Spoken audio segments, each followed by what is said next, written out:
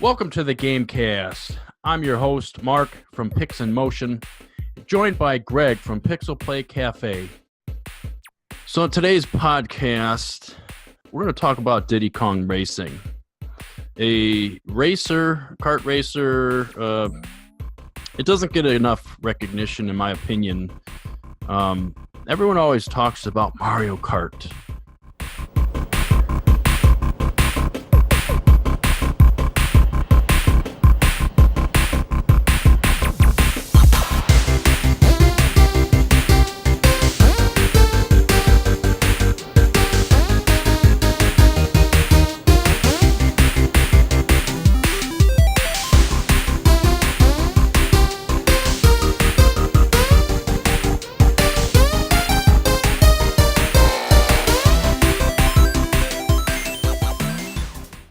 It's made by Rare, which obviously, today it's just not possible. But this was back when Rare was doing some pretty awesome stuff. And the history of this game is pretty incredible. Now, we're not really going to dive into too much of the history.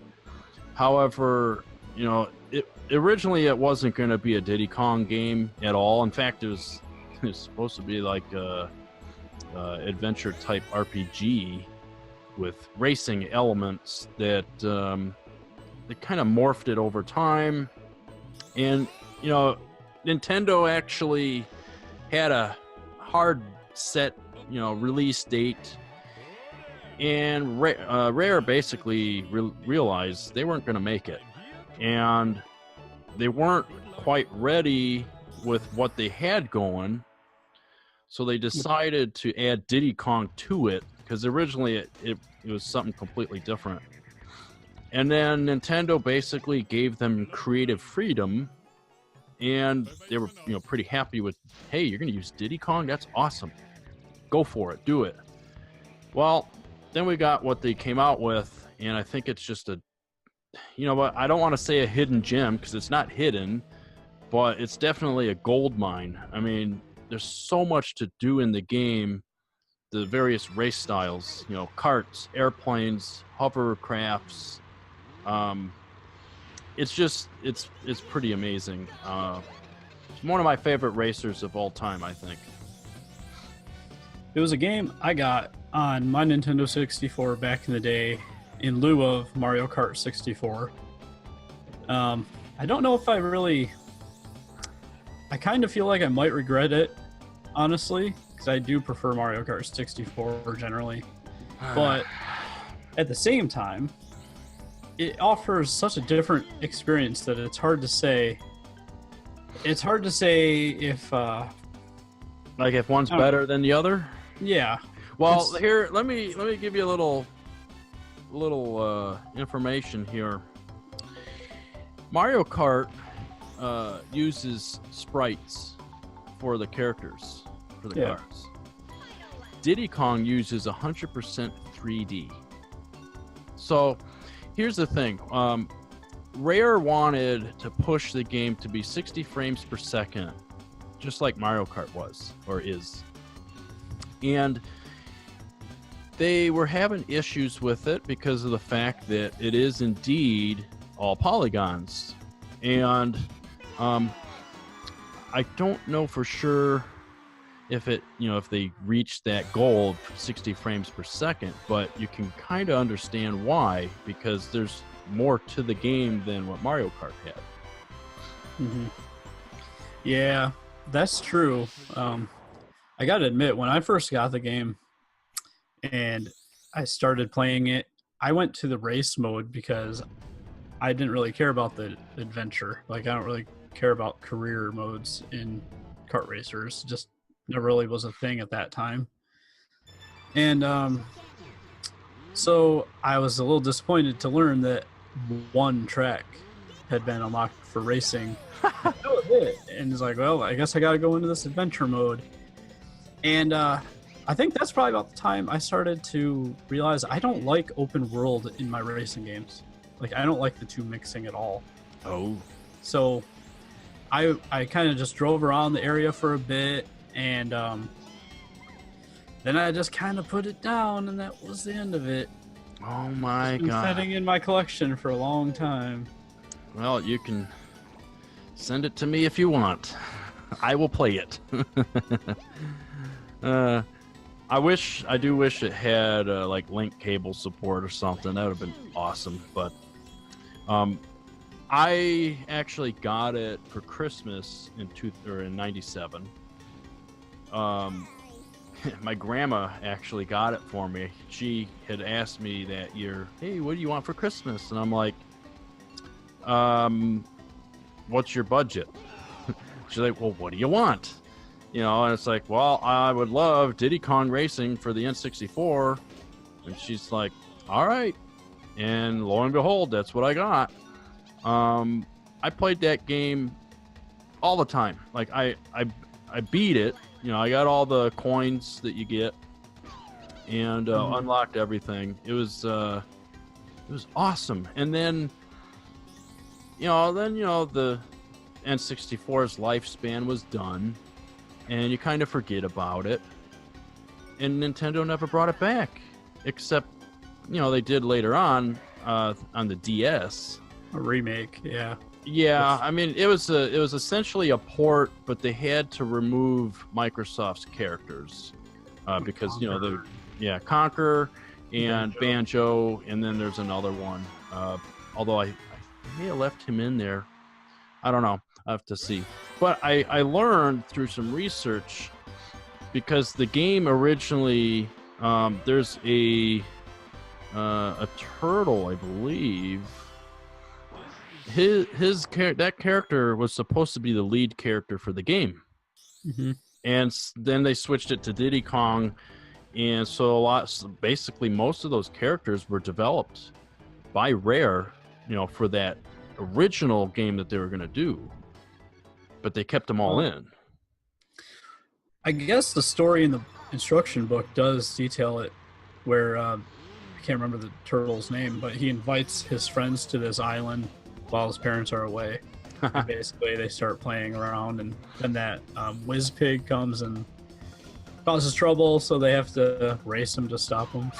Yeah, I mean, it's kind of corny or definitely childish, but I think the racing elements are awesome. And my most favorite part really is the airplane mode. I don't know. It's just awesome. I really like, flying that way, because it's like dogfighting while racing. It's just cool. Well, I was playing this game more extensively earlier. I spent a couple hours on it, and in a racing game, a couple hours you can make some headway. Yeah, that's pretty fast. I mean, you don't know that the time goes by that quick. Well, I did a couple races. I still think they seem pretty easy. I know I'm at the start of the game, though, so I'm kind of expecting it to ramp up about now. But pretty easy stuff. I like the hovercraft quite a bit. It's got a nice feel. Yeah. As long as you're on water, because it's kind of like Wave Race. But, like, not exactly, but it's an approximation, let's say. Yeah. And then there's the plane segments, though. Man, that feels so twitchy. I was struggling just to stay like on point with where I was trying to go. It was not working out super well. Well, I'm still working on it, but man. See, like when I was younger, and maybe here and there now, I used to fly RC airplanes, and kind of got used to how you fly like that. So it kind of translates to the game for me. As long as you make sure that the controls are, for me, it'd be inverted, like it would be for a RC plane. Well, I think I'm spoiled by Sonic Racing Transform, though. Oh. Because the flying in that is perfect. There's like almost no learning curve, really. And so going from that to this, it was a lot harder. But I ended up taking a break earlier, and I watched a video review somebody did on the game, just to try to get as much info as I could before we did this. And I was reminded that picking up the bananas, which I didn't know back in the day when I bought the game, but picking up the bananas gradually increases your top speed. Oh, So it's like, oh crap, that's why I need to grab bananas. And I remembered, like I knew this at some point, and then I forgot apparently. So that's kind of cool, and the fact that the weapons stack, that's pretty awesome. yeah. Okay, so like the red balloons are the rockets. Yep. And if you stack it twice, you have a homing rocket or heat sink or whatever. Yeah. But if you stack it a third time, well, now you just have 4 standard rockets. Well, you get 10. 10? I'm pretty sure it's 10. Maybe it's, well, okay. I was playing earlier. Maybe I just. Unless I'm thinking of a different thing, but I don't know. either way. Regardless, when it comes to the rockets, I would rather stack just twice because then it automatically it locks on and you don't have to aim very well. And then you have I think it's the blue balloons are speed, like a rocket boost, and purple is the oil spill. Yeah. I haven't stacked that one yet, so I don't remember what that does. And then there's I believe a gold balloon, and then there's a rainbow colored one. I think the rainbow colored one is like a force field, which comes in handy. But I don't remember what the gold one is. Doesn't the gold one put like a electrical ring around you? That might be the one I'm thinking of for force. I think that field. is. I know the rainbow ones are like special. Maybe that's like a random, because it is multicolor. So maybe you might get one or the other. I don't know. I don't know either. I do like how the adventure mode lets you basically sort of choose which races you want to do and when. Sort of. Yeah. As long as you have enough balloons to do what you want to do. Or the coins. But coins? Well, okay, you do. Okay, that's later. Yeah, I haven't started doing coins yet. Okay. I actually did the first area where you end up racing that Triceratops. Oh, to the top of the hill, the mountain. Yeah. And then he made the coin challenge, but I haven't done any of those yet. I just kind of went on. I wanted to see what other tracks there were, refresh my memory. I must have played this game more than I thought back then, though, because I remembered a lot of these stages. And then also some of all of the stages, I believe, except maybe there's a water stage, but you can fly. I think in all of them you can use the basically any of the vehicles, I believe, in any of the stages. Mm-hmm. That's pretty awesome. It seemed that in the adventure mode, they have you use certain vehicles. Yes, yeah. But I think it's in other modes you can use different. Once you've unlocked everything, you can pretty much do whatever you want. Yeah, I will say one thing, because I had the same mindset as you for a long time, where you can do all this stuff in Diddy Kong Racing that you can't do in Mario Kart. Before it started to sink in that I like the way Mario Kart feels better. But the thing is it's kind of amazing to think how this game came out in 1997. 7? Yeah. And Mario Kart 7 and Sonic Racing Transformed came out when? And they do the same thing, but I mean they do it better, but still it's like, wow, that's a long time. Yep. It's quite ahead of its time, really, and in my opinion too, the graphics are, I think they're fantastic. I mean, I know it's N64 and usually it's like a blurry nightmare. If you upscale this game, especially through emulation, it is so nice looking. And I don't say that about N64 games. And here's the thing, the footage that's probably being played right now, I have it running at 1080p through a CRT filter, so it's kind of got like the curvature with the scan lines, and basically, for me, it's almost like you see the pixels from a CRT tube, and I just really like that look. So most of the games that we're covering, when I show my footage from yesteryear, if I played it on a CRT back in the day, it just reminds me of that time, and it's kind of nice. But this is definitely running at 1080p, and I tell you, I think it looks fantastic. Yeah, I'd like to see it remastered for the Switch, to be honest. Yeah, I know it's been on various virtual console releases. I'd be curious to see if it made its way to the Wii U. I don't know, but that would automatically upscale, just because that's what the Wii U does. So that would be interesting. I'll have to look into that, but Definitely keep me posted, because I've actually never bought any virtual console game on the Wii U. yeah. Never really just had a need for it, but I would buy that game for sure. Yeah, well, N64 and Wii games are, well, maybe not all Wii games, certain Wii games are kind of hard to come by, and they are on there. So, like, Metroid Prime Trilogy is on there, for example. I do own that one, but yeah. Yeah. But it's a pretty good game.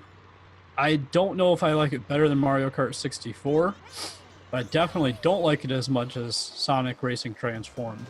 So I think that game is better than most kart racers. And Now, nobody knows.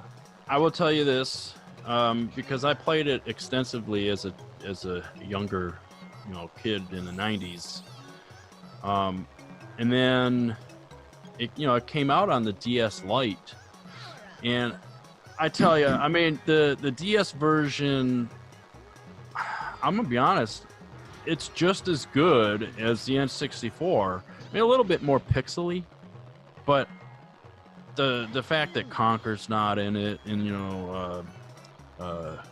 what's his name, the bear? Yeah, you might have just riled up a whole bunch of people. I know, but they removed them, and that sucks that you had to remove characters, but the core game is still there, and I think that's fine. I really do. Yeah, probably. Though, it's interesting to think of how they could continue that series, just because they got Mario Kart. Everybody buys Mario Kart. It's always the best-selling game on any system they put out. So, well, I understand that, but what if? Because I think like well, first off, there was going to be a sequel, and it's just going to be called Donkey Kong Racing. yeah. But then that's when Microsoft kind of stepped in and bought them out, so it got scrapped. Yeah. But think about it. People buy Donkey Kong games, so you could technically do the sequel. I kind of think the next progression might be for Mario Kart to adapt more of its qualities and become like a Nintendo Kart, where it's like a bunch of Nintendo characters in this with like the adventure aspect, different styles of racing, as well as the traditional. Yeah, that'd be pretty cool. I could see them doing that just because they know, they're not stupid. They know people want another Diddy Kong Racing. They're not going to just ignore it forever. They're just going to wait till they figure out the right way to do it. Yeah. You know? I mean, I could see it going that route, or like if they did a Donkey Kong Racing, the sequel to it. I think that could work out. But at the same time, if you did do Donkey Kong Racing, you could actually have Mario in it. But I guess then you're kind of looking at, hey, this is just Mario Kart, Mm-hmm. But like, I don't know. There could be a lot if you did Donkey Kong Racing, and do it in the style of Diddy Kong. You could have the various worlds from the different Donkey Kong Country games, and the characters from those games could all be in there. I mean, that could be pretty cool. Yeah, there's a lot of things they could potentially do, and I don't know if honestly, I don't know if it really hurt to have more than one kart racer. Well, no, Like, because I mean, I haven't really played much of the new Mario Kart racers.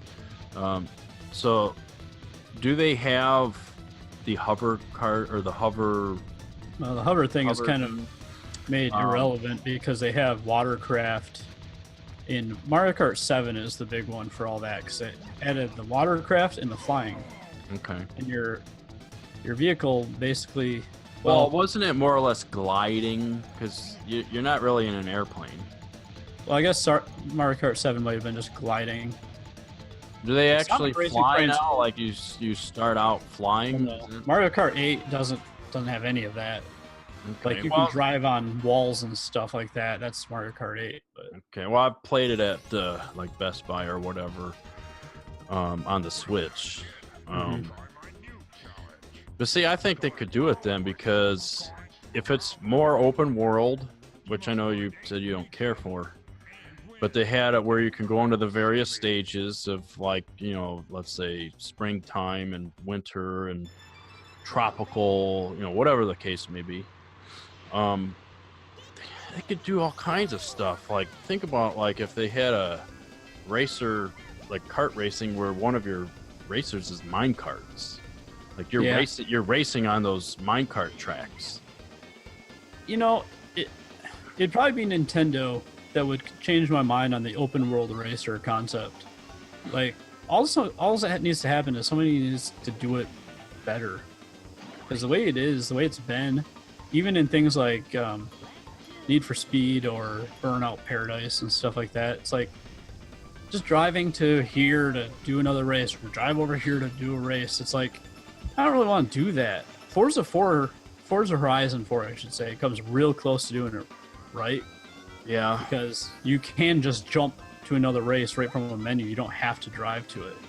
But at the same time, their artwork is so gorgeous that you kind of want to. Yeah, and the driving is so fun. Plus the fact that you can drive anywhere the hell you want also makes it cool because you don't have to go race, you can explore. Which I like that aspect. And, if they were to do that, I mean, because technically Diddy Kong is that way. Like, you can get in the airplane and just fly around the whole world. You don't have to, you're not restricted to the ground. I think that's pretty awesome, actually, being able to do that. But, I don't know, there's a lot I think they could do for a sequel. Or even if... I seem to remember they had a Mario versus Donkey Kong game. Mm-hmm. It was probably like mini games or something, but they could do that. No, it's I never played it. It's a sequel. It's basically a sequel to the original Donkey Kong. Oh shit! I bet like it plays exactly like that, except a lot more nuance. I'm gonna have to get that then. Yeah, it's pretty awesome. But anyway, they could do another Mario vs. Donkey Kong game and have like various portions and have the racer embedded into that. Mm-hmm. Yeah, well, here's hoping they make a new one then. Yeah, we'll see. The Switch is kicking ass, so yeah, they got to continue pumping out gems. So yep. Well, I know this podcast is a little bit short, but it is a game I wanted to chat about, and it's something I think that's well deserved. If you can pick it up on the Wii, well, I guess not anymore. Never mind. Try and find it then. Definitely try out for DS if you can, because that will work with the 3DS as well. I guess if it's available for Wii U, since we're not 100% sure on that one yet, get that. It's great. Otherwise, just buy the cart. Yeah, I mean, you can, but if you don't have that available, There's other ways around it, and go for it if that's your, floats your boat. Yep. But thanks for listening. Next week we're gonna hit something that's a bit more classic, and actually I think, it'll be the oldest game we've talked about so far. That'll definitely be Super Mario Brothers 3, and we're gonna have fun doing that one. So thanks for listening, watching, all that fun stuff, and like, share, comment, subscribe, and we'll hit you up next week. Talk to you later.